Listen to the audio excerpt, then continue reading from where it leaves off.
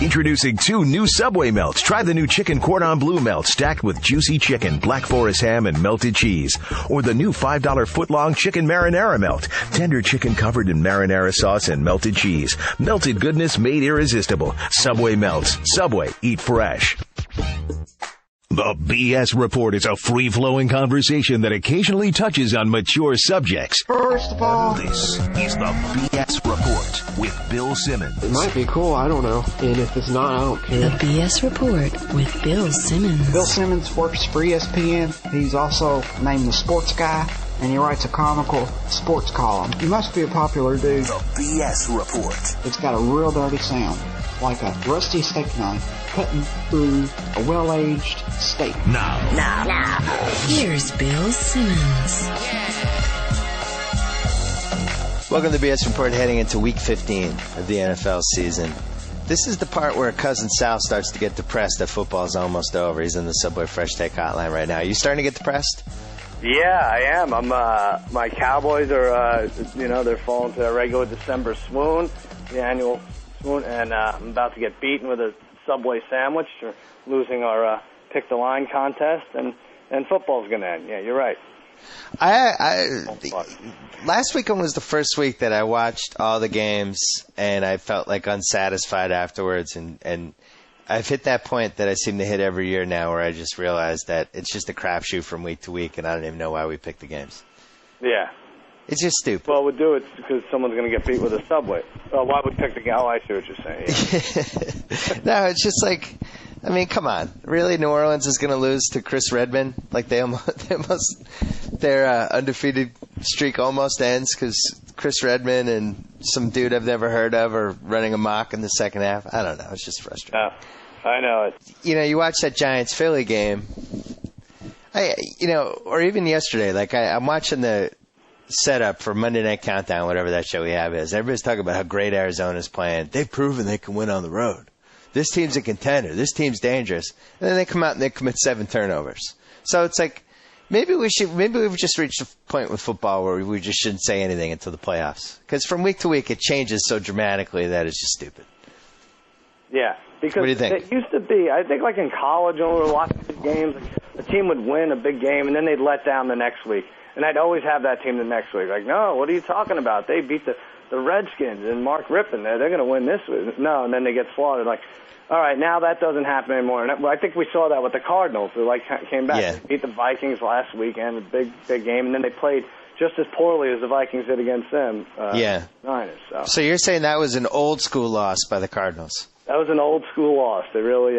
But why didn't that happen to the Eagles then? This is the stuff that drives me crazy. The Eagles should have lost that Giants game, and the Giants should have won and set everybody in New York up for the whole, oh, here comes the Giants. It got everybody all excited. Instead, it went the other direction, and I'm more confused than I was before.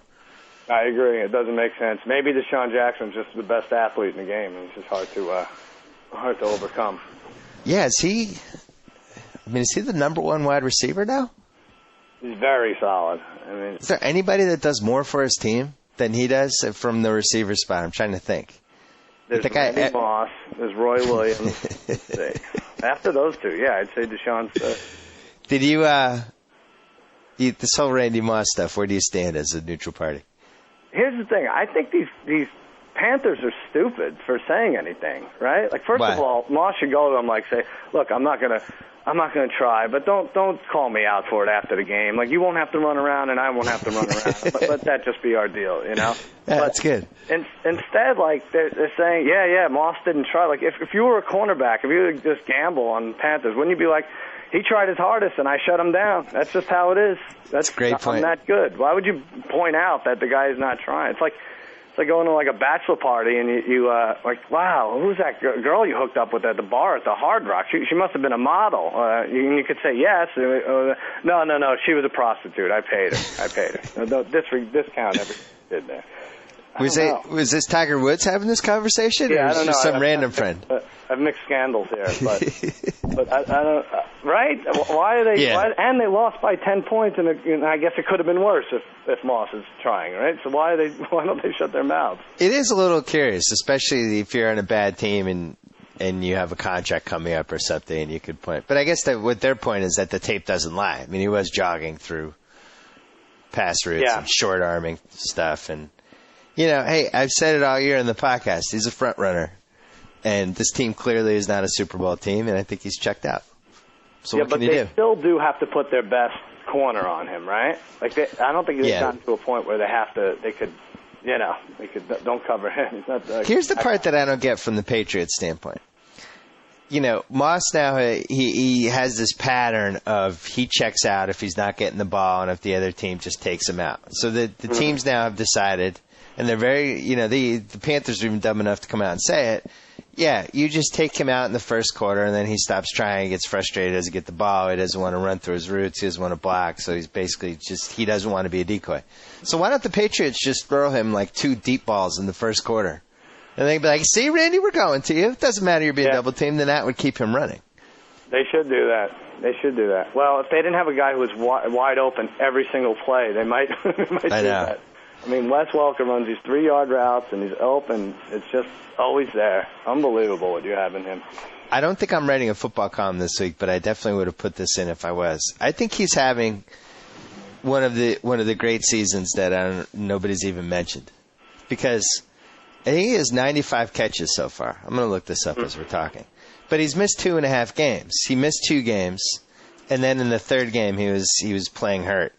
But I think in the other 9.5 games, he's got like 90 catches.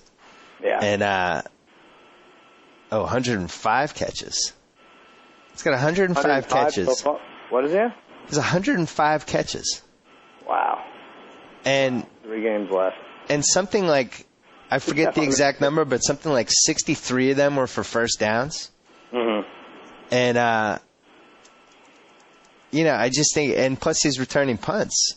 What's your record if he's not in the lineup? I think he's the MVP of the team. In fact, I don't even think it's a debate. I think he's the unanimous MVP of the team.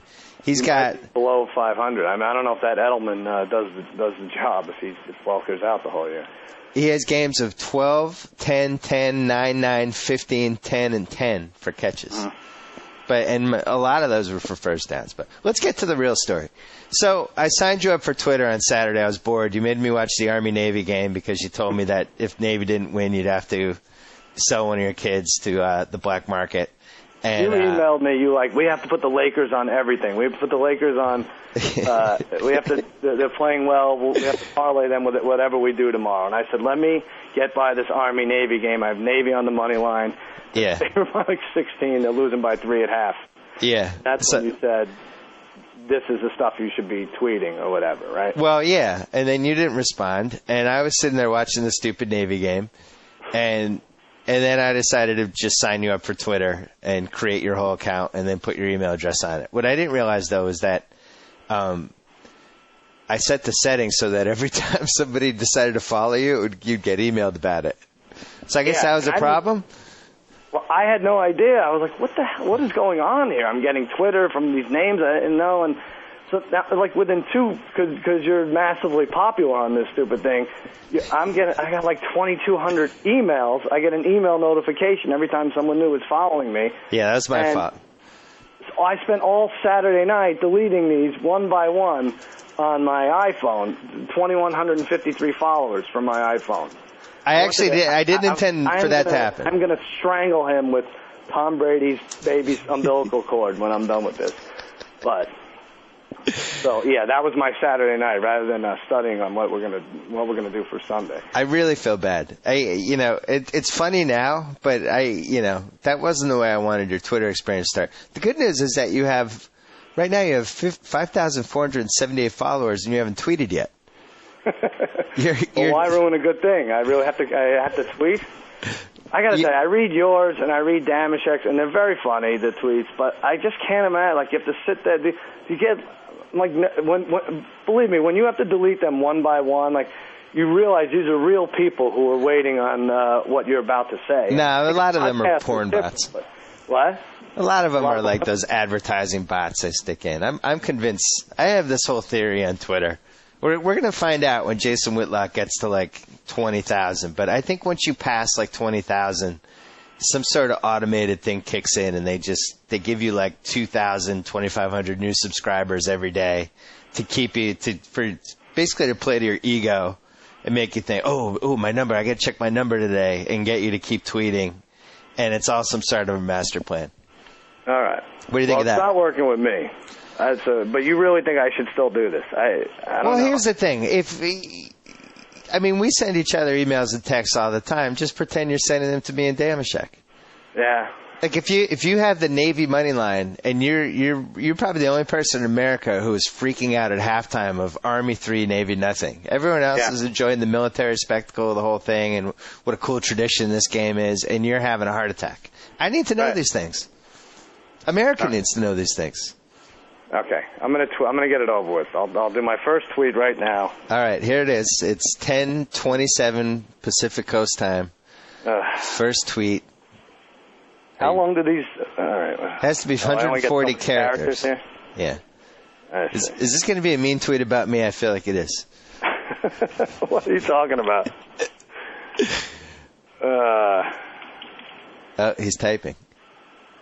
I'm going to say this is definitely a one-of-a-kind moment in podcast history. I'm not sure if it's a good one. Still typing.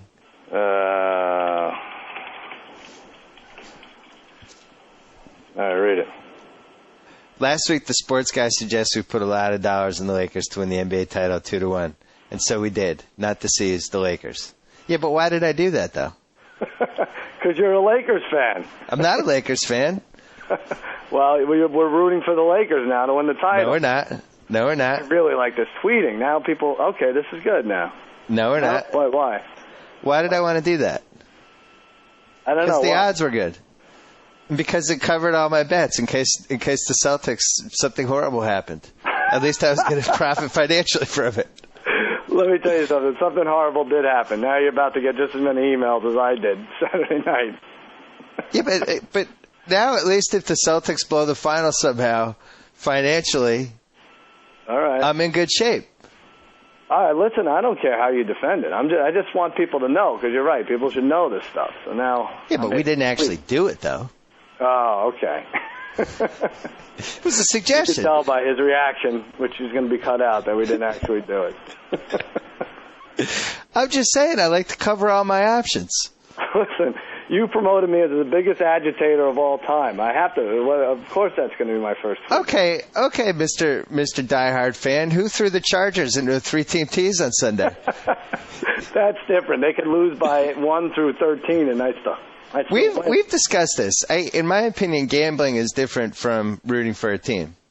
The whole point of gambling is your goal is to win money. The Lakers' odds were stupid. They were 2-1, and it made sense to bet those odds before they changed. It doesn't mean I want them to win the title. All right. Well, let the followers decide what it means. I'm the same guy who's bet on Oscar De La Hoya, for God's sakes. Yeah, I know. You didn't grow up in Oscar's home. You're a big Celtics fan. I bet listen, I want the Celtics to win the title. That's not going to change. The point of gambling is to try to win money. All right. Can I read you a couple things from Dave Weinstein's year-end edition before we get to the lines? It's the greatest. Go ahead. Our friend Weinstein, who has a blog called The Digital Couch, and his profile says, I'm a Jew, I have a cat named Munchie, and I watch too much television. So right there, you're hooked. Mm. But he did his year-end movie reviews, and he said, in no particular order, here are some of the best things about 2009. But then he numbered them for some reason. His number one movie was Precious, and he said, it's really bleak. It's pretty dark, and it was never meant to be Rocky. What does that mean? Precious is never meant to be Rocky? When you read that an inner-city obese woman gets raped, you think, this is just going to be another Rocky movie. No, they're ripping off Rocky. Number 3 was Paul Blart Mall Cop. Okay, not one of the year's best at all, but a far funnier film than it had a right to be. I'm doing the Weinstein accent, which I'm bad at.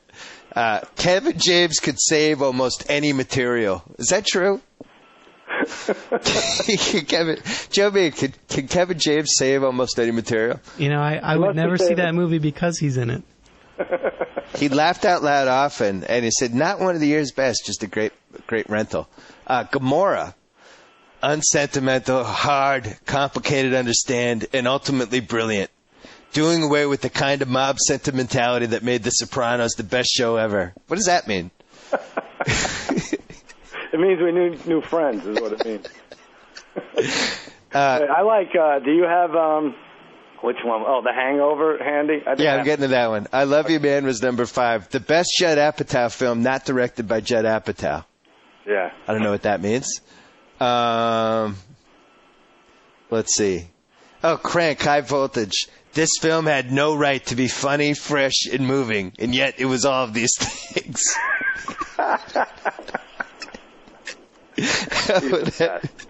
Up was number 9, and it starts out, I have the last half hour to go on this.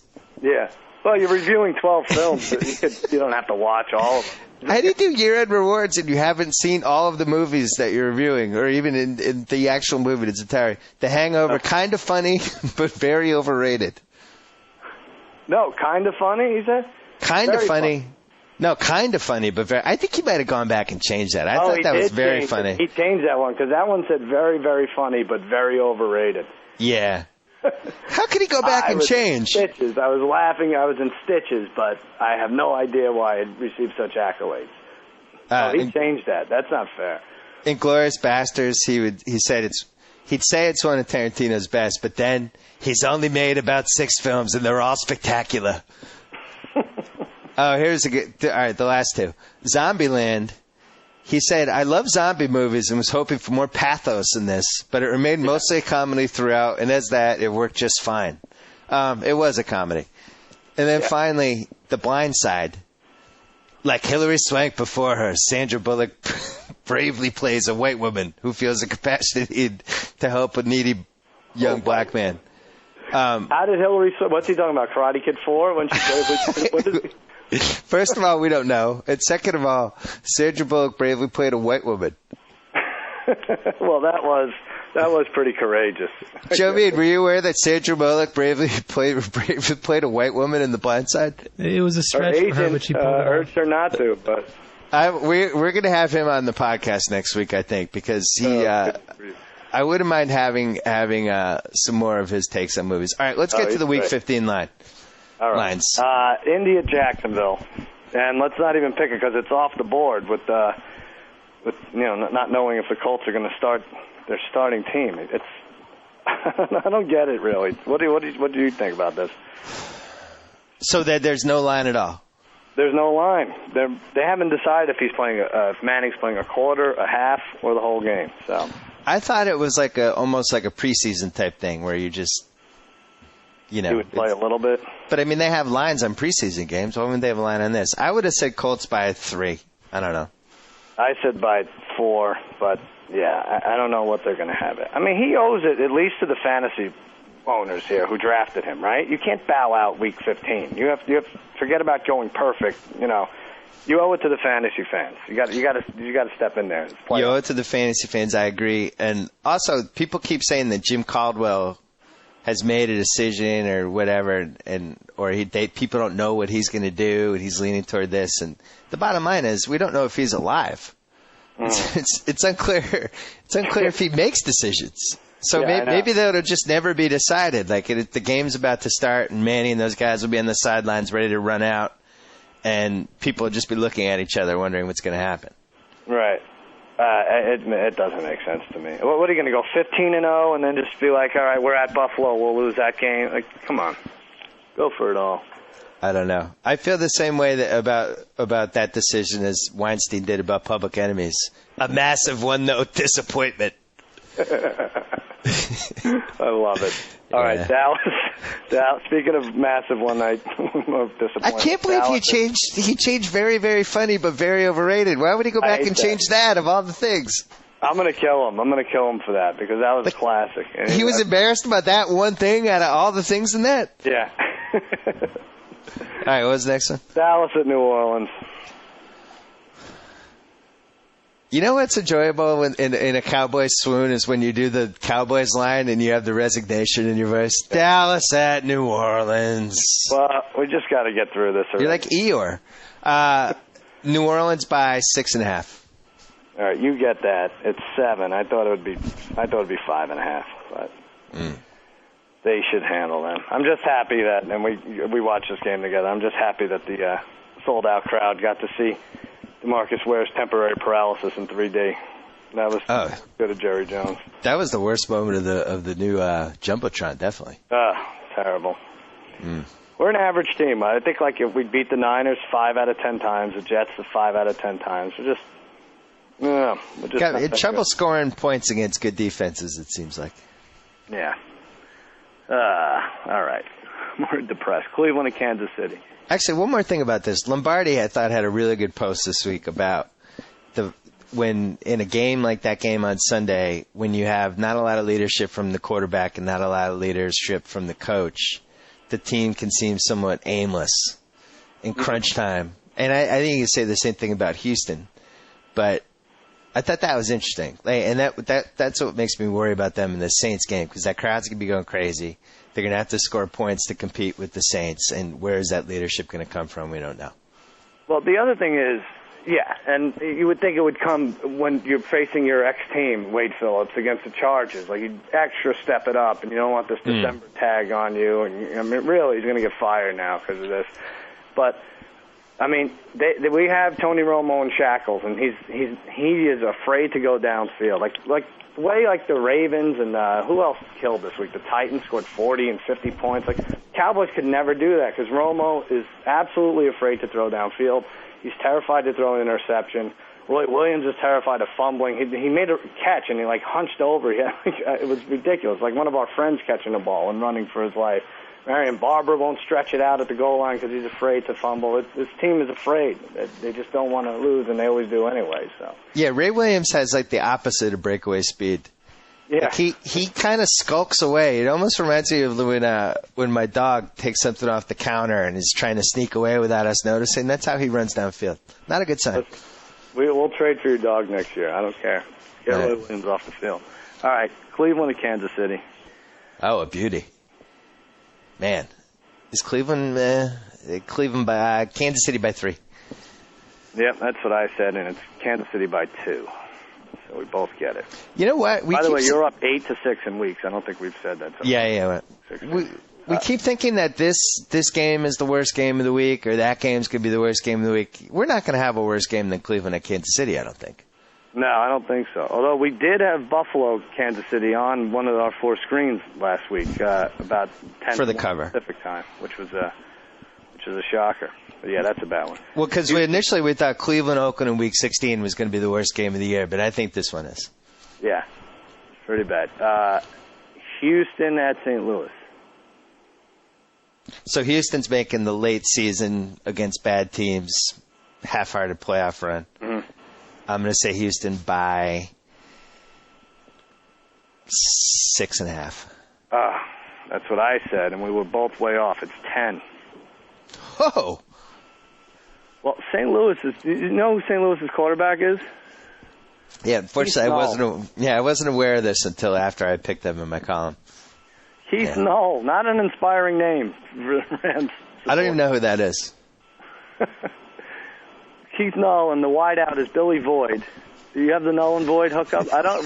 What's to like about this, Rand? Was that pre-prepared material? I don't know. I was looking for a Boyd. I didn't know what it was. I liked it. I'm going to tweet it there. All right. Arizona at Detroit. Man, Warner does have the habit of, after an awful game, coming back and being decent the next week. I'm going to say Detroit was awful last week. I'm going to say Arizona by 8.5. All right. I said 11, and it's 11.5. Oh. I get that. It sounds 3-3. That's a 3-team teaser that we won't do.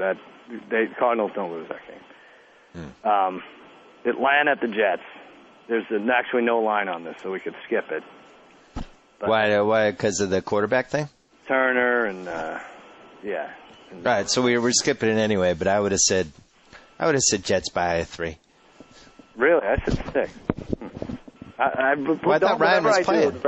Don't let me fall on this Jet bandwagon, because I know they've won 3 in a row now, and they will tear our hearts out if we bet them.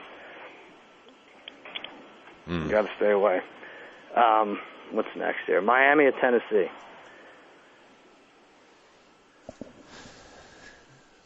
That's a good game. Yeah, this might be big screen for this. That's a nice one. Well, somebody's going home for the season. I'm going to say Tennessee by 3.5. You get it. I said 4. It's 3. It's only 3. That's fair. All right, you're up 4-3. San Fran at Philly. The Eagles are hot, but isn't Andy Reid so due to blow a game? Oh, I thought it was going to be Sunday, and then he had a fantastic performance, I thought. Yeah, right. Except for the 500 yards they gave up. But offensively, I thought he even went for the 2-point correctly in the fourth. I was impressed. I know. Can he really hold down to the playoffs? So is this Philly at San Fran? No, Philly's home. Oh, San Fran at Philly. Mm-hmm. I'm going to say Philly by 8. That's what I said, too. It's 7.5, so we both get it. Teaser. Chicago at Baltimore.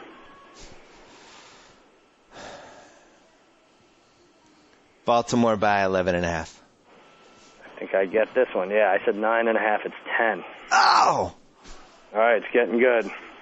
New England at Buffalo. I love Baltimore in a 3-teamer. You love Baltimore? Why? Really?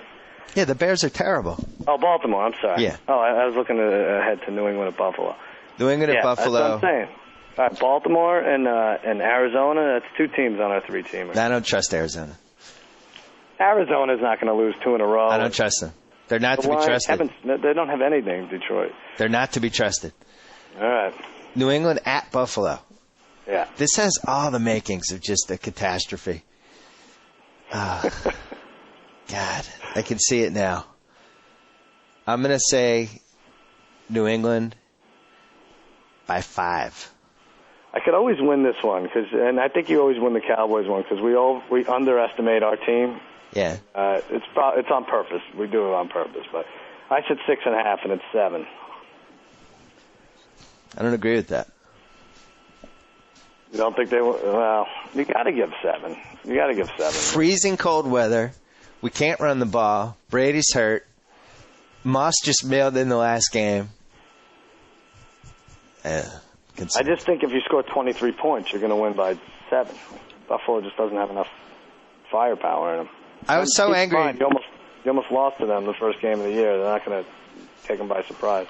Division game, usually close. I was so mad during that Panthers game that part of me was almost hoping that they'd lose and that they'd lose this week and that I could just get rid of this team for the season because they're just bad for my health. I haven't enjoyed really anything about this season, and the team just makes me upset. It just constantly makes me unhappy. Go to who you have? You'll have the 5th seed. Great. So Denver's going to come in round 1, and then Brandon Marshall have 27 catches against us. And Welker are up 34, and you'll win. Show some heart. The best game we've played this whole season was the first 3 quarters at Indianapolis, and then the wheels came off, and it's like this team's a mess.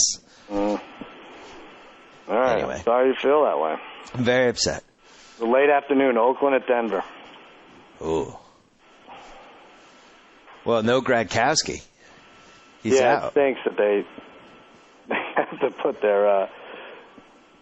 to put their gazillionaire backup in first round pick. No, I don't think they're playing him. I thought they were playing the 3rd stringer. Oh, really? Yeah, I think that's how bad Jamarcus Russell handled the demotion initially. I didn't think he's playing. I'm going to say he picked up for Gradkowski last week, but I just assumed. I'm going to say Broncos by 14.5. All right, so you nailed it. Well, it's 13, but I was way off. I said 9.5. That was dumb. I guess the Raiders just get smoked on the road. That's probably our 3rd team anyway, right? Yep. Cincy at San Diego. I don't know if Cincy's good. I think they're falling a little bit, right? Yeah, that was not a good performance in the Metrodome. I think we have to start thinking of first-round playoff matchups, and if they're a 3 seed, who do we want going into Cincinnati? Like, who would we want? I'd take Miami. Best? I'd take Tennessee. I'd take anybody except Jacksonville. I think they could beat Jacksonville. You wouldn't take Jets? See, I think I get nervous with Miami because they seem to lose every first-round game. But I would take the Jets. True. I would take Baltimore. If Pittsburgh somehow got it together. Yeah. You want to play Cincinnati in round 1. Yep. Imagine if Pittsburgh somehow snuck in there. Oh, my God. After everybody wrote them off on Thursday. They could do it. So this is who? It's Cincy. San Diego's home. For I Cincy. think the first of 2 beatings San Diego hands Cincinnati this year. Yeah, I'm going to say San Diego by 7.5. All right, I get this. I said 6. It's 6.5. Right, what's the score? This is nice. It's 7-6 me with 4 left. Green Bay at Pittsburgh. Ooh. Vegas is still according Pittsburgh the proper respect for some reason. I'm going to say Pittsburgh by 3.5. All right. It's I said Pitt by 1. It's 1.5. And they shouldn't be favored in this game. They're not as good. They're not as good. The Browns sacked them 65 times last week. How is this going to be close? I just figured that they'd put the line because people just every week pick Pittsburgh and bet on them. Green Bay just wins wherever they go. Yeah. I'm with you. I would take Green Bay in that game. Tampa Bay at Seattle. I picked this right on the nose, so. You did? To stay in it, you're going to have to pretty much do the same. Seattle by 10. No. Seattle by 7. Ah.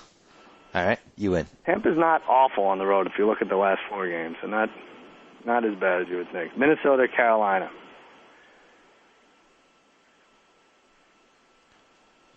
Minnesota by 6. I said 5.5 at 7, so you win that one. Thank you. All right, Giants at Washington Monday night. This ends the Cowboy season. I'll declare the Cowboys dead 4 times this year, and this will be the first.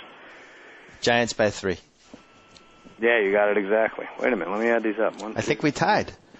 Wait a minute. 1, 2, 3, 4, 5, 6, 7, 8. I have 1, 2, 3, 4, 5, 6. No, I have 9. You have 8 with the ties. I'm telling you, I got it right here. Tampa was my 9th win, including the ones we tied up. I'm just sad. All right. So you're up 8-7 after 15 weeks. So are you going to start tweeting? What's that? Are you going to do like 1 tweet a day? Maybe I will. I like that. That was exhilarating getting that out about your allegiance to the Lakers all of a sudden. Well, let's figure this out. What's the point of gambling then? I have no problem with it. You're the one who's always like, I can't, people can't find out. I like discussing all options. Like here, people can't find out. I like to discuss all options. I mean, I bet on Kevin Durant to win the scoring title. Does that mean when he plays the Celtics that I'm not rooting for the Celtics? No. That's a different thing because the Celtics can win and he could have a big game. The Celtics can't win the title and you win your Lakers bet. But I could go against it, though. It's all about having odds in place. Not with the amount of money you put on it, pal. Get out of here. Amount of money. All right, maybe I'm going to have to delete your Twitter account now. Now it seems like you're just going to make stuff up.